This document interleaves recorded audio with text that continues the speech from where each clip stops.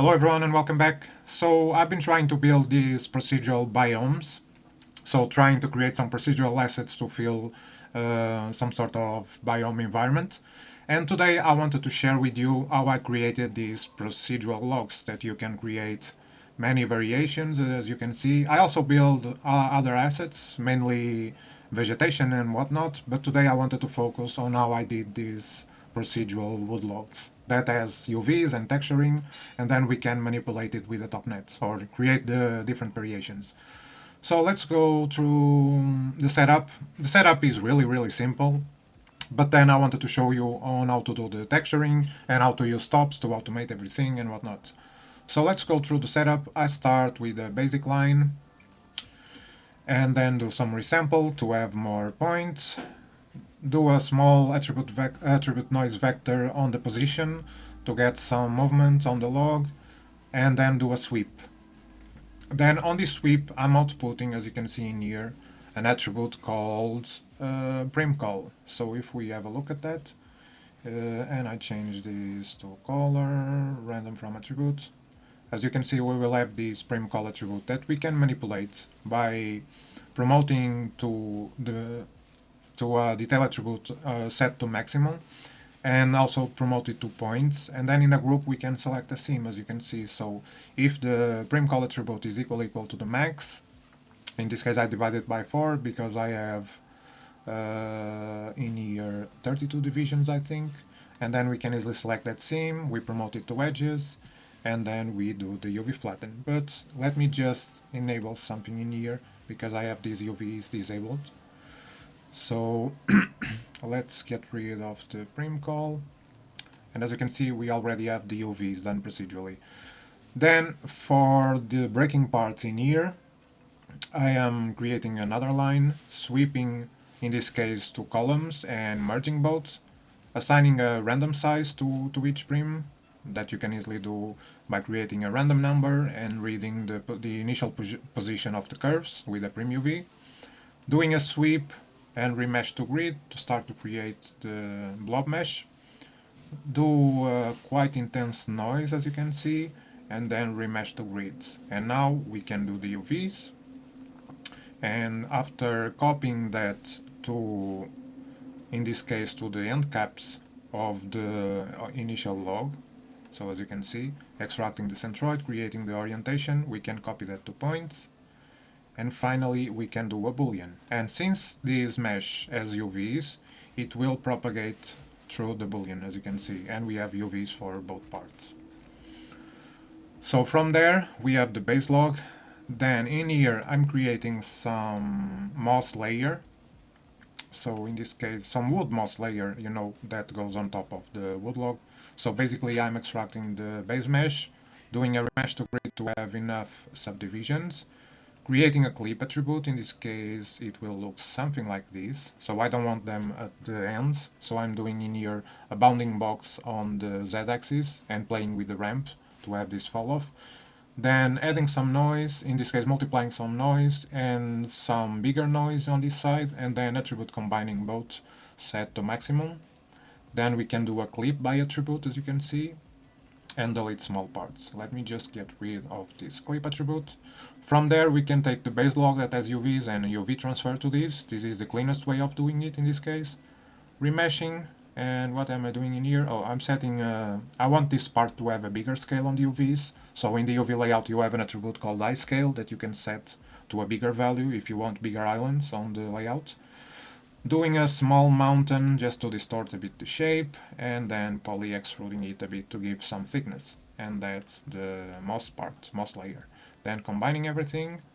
Oh, and I also have some, in this case they don't look too good due to the variation, but the main idea is to take the base log, clipping it, and then doing a match size and some tapering. In this case it's a bit too intense, and then just copying to some scattered points I have on the base log, as you can see. Then we can distort the ends. So in this case I'm distorting the end points to fit better, to blend better with the original log. So we have them, otherwise they would look something like this. So I'm doing this lattice just to blend it a bit more. You can have a look at the file on Patreon and see how I did everything. I just want to show you more of the workflow of producing the assets. In here we have this, I already showed you the moss layer, then we combine everything and we have the log. Then we do a UV layout, because right before that the UVs would be on top of each other, then we do the UV layout, we get something like this. Then in here I'm just running a small Python snippet to disable or enable the UV nodes, because those are the ones that take the longer to compute. So while I'm developing, I want to have the ability to disable those nodes and calculate everything faster. It's pretty simple. We create a parameter called enable UVs. This node is just houdini.pwd, which is the current node. Then we select the upstream nodes, all the upstream nodes, and we run a loop, an inline loop, to select the nodes that the name starts with UV. So all the UV nodes start with UV, and then for each one we bypass them in case we have this toggle enabled, as you can see. That's pretty simple. Then for cops, I'm creating an enumerator from the name attribute that I've set up. I'm creating an index for each piece so I can target them on cops, the different IDs. Then to not have overlapping islands, I'm just adding one to the index attribute. This way we have the background as 0 and the other ones will be at least 1 and counting up. Doing in here the proxy with a simple polyreduce, and that's our outlog, which has the proxy, the proxy, and the main shape. So let me get rid of this. Then we go to the texturing, which looks something like this. And it should be pretty simple. We are not creating the textures by default. I'm sourcing some tileable textures from Megascans. So basically I'm starting by importing, and in this SOP invoke I'm blasting the proxy, because I don't want the proxy. And then rasterizing setup to move this to UV space, and rasterize GU to get the alpha and also the index, which I'm not previewing because I have this locking. So that's why we did the +1 on the index attribute, because otherwise one of the islands would have the same color as the background, which is 0. So that's why we offset by 1. So that's fine. Now we do an ID to mask to extract the wood parts, or in this case the wood parts of the log. Then I'm loading a texture, as you can see. This is a rock texture. I couldn't find any good looking free wood texture, so I used the rock one that I downloaded from Megascans. Then I do an X style and scaling up and mixing up with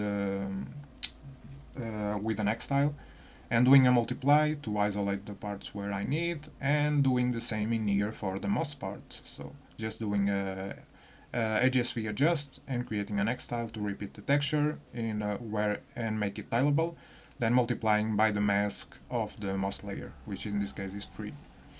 Then we just blend it over and we get the texture. We do some basic roughness with a remap, and we do a basic normal map, and we get the final material. That will adapt, this network will adapt to which variation I have on my topnet. As you can see, if I select the first one, it will adapt, it will compute again. But we can't have these dependencies because I want to export these as an USD asset. So that's what we're going to look next. So now let's have a look at the topnet, where I'm creating the different variations. And it basically is driven by a wedge, which is really simple to set up. You just create the different attributes you want to manipulate, and I'm doing a prefix called tops. For example, I'm changing the length between 0.5 and 1 with random samples, the radius between 0.01 and 0.04, and I'm generating, in this case, 6 variations and playing with the seed. You can have different results, and then I'm just connecting to the different parameters. In this case, it's not an HDA, it's just a subnet with the parameters promoted, but as you can see, I'm connecting all the tops attributes to this subnet. After having the different wedges, we need to export them, of course, to export the different variations. So that's what I'm doing in here, creating a rough geometry. Let me just generate the nodes. And in here, I'm just exporting, loading the SOP path, which is the output node of the log subnet. And outputting to a custom folder in the geo folder, and making sure I add a suffix called wedge num, which is this attribute we have in here. So as you can see, we have a wedge index and a wedge num. If I change this to number 5 and we look at that, you can see the wedge num and wedge index is the same. We have 4. So in this case, I'm using wedge num. So saving the geometry, and now we also need to do the textures. And if you remember, we have an albedo, a normal, and a roughness map. So that's what I'm creating in here. So let me generate the node. I'm creating an attribute called texture type and setting some default values. So albedo, roughness, and normal. And if you look at that, let me show you. We have in here texture type, and if I look, we have albedo, roughness, and normal. And now we can do a loop to output the different textures for each variation. So we do a feedback loop, but set in this case disable the feedback. We don't want to do a feedback. We want to do a for each number. So let me just generate nodes, and you can see. Let me disable this so automatic, and let me generate nodes. And if we look in here, we should have 3 in here in the iterations, because I'm reading the attribute size of the texture type. So let me have a look in here. Why is saying -1? I don't understand, but it should be 3 in here. Oh, now it's 3. I just needed to select one of the work items. So as you can see in here, I'm reading the attribute size of the texture type. In this case, it is 3. We need 3 iterations, which will create the same. Each will create three work items for each asset. Then in this ROP image, this might look a bit too complex, but it's easy to explain. So first of all, I'm selecting the cop path. If you remember, we had an output node or a null node called albedo, another one called roughness, and another one called normal. So I'm selecting that subnet, copnet1, the path to it. Then I'm reading PDG attributes, which is for string types, and reading the texture type. So in this case, the first one will be, he is loading the last one, but the first one should be albedo. So let's look at, as you can see, is selecting the albedo node. This is the cop path, setting the resolution in here, and the output file is the same. We just output it to the com folder, and we select that PDG attributes texture type, and to give it a name, and we use the loop iteration to read the different values of the attribute. So in this case, we use the loop iteration, which is 0, 1, or 2, to read albedo, roughness, or normal, depending on the iteration. Then we can save the wedge num also to give it a different ID. And that's how I do the texturings. Then we can have a look in here. For example, this will be the roughness. So let me, how do I look? There should be a value in here. So let me have a look. So cook node. Let me cook the node, and now I can view work item output. And as you can see, we have the roughness in here, and if I look, for example, in here, it should be the albedo of the second one. So it's loading on the other monitor, but as you can see, it's creating the different textures for each asset. And that's how I'm doing the export of the textures. Now for the USD assets, I'm doing a wait for all to combine all the iterations, all the wedges, and then doing, let me do a generate node, and then doing a ROP USD to export the USD asset. In this case, I'm calling it woodlock. And then as a loop path, we need to create, in this case, the different variations. So I want to create like a variant for each variation in this case. So I'm doing this in a lopnet, basically by creating a primitive, then creating the render and proxy folders or scopes, assigning the render scope to the render purpose, and doing the same for the proxy. Then in a subnet, I'm loading in the different variations, as you can see in here, by selecting the current iteration of the PDG input. And let's actually look at this. Then grafting, importing that subnet, and importing as prefix woodlog underscore the iteration of this loop that I'm doing in here, which is set to wedge total. So in this case I have 6 variations. Grafting the render geometry, and you can see it goes to that folder. Grafting the proxy geometry, and then use the add variant, which I'm setting the variant name and the primitive path, and then doing this for the amount of different variations we have, and we get all the variations that we can later export to USD.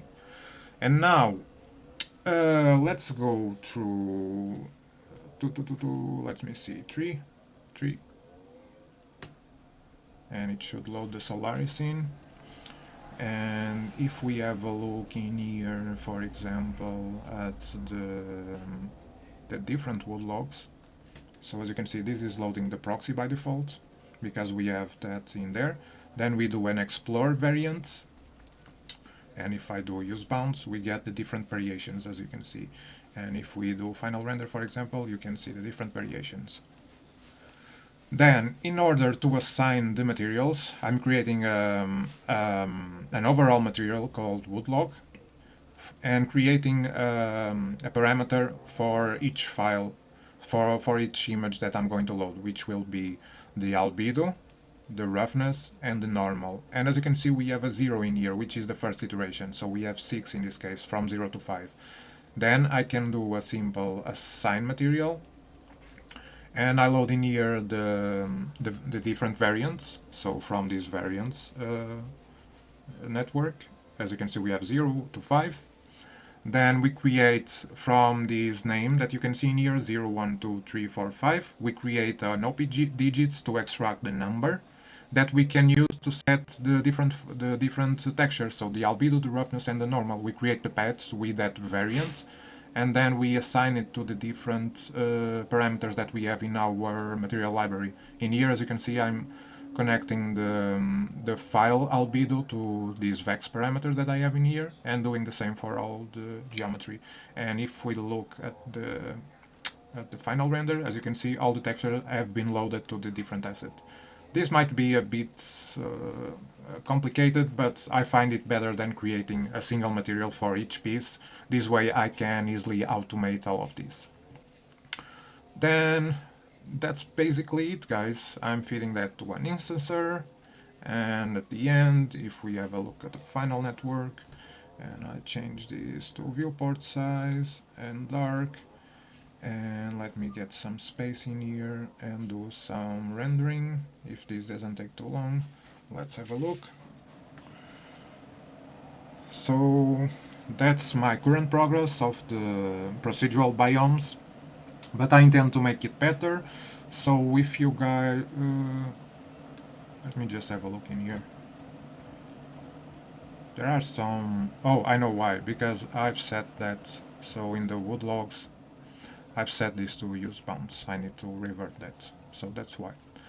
So that's basically it, guys. If you enjoyed this, make sure to leave a comment. I always like to hear your opinions. This was more like an overview of the entire process. There's more to it when it comes to the different assets. If you'd like me to cover that in the next video, please let me know. And in case you want to investigate, the full file will be available on my Patreon, as well as exclusive tutorials that I do every month. So if you want to check that out, please make sure to see my Patreon. And as always, thank you for watching, and I guess I'll see you next time. Thank you.